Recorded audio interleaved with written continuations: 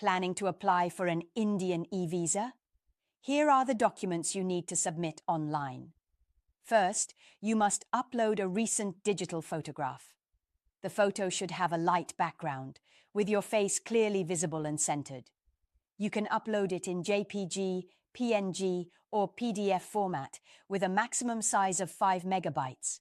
Next, upload a clear color scan of your passport's first page.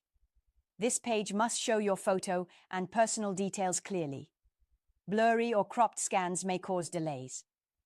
If you are applying for an Indian business e-visa, you must also submit a business invitation letter from India and a business card related to your profession.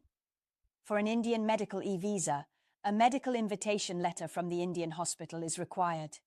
If you are applying for a conference e-visa, you need an invitation letter, along with political clearance and event clearance documents, all submitted in English.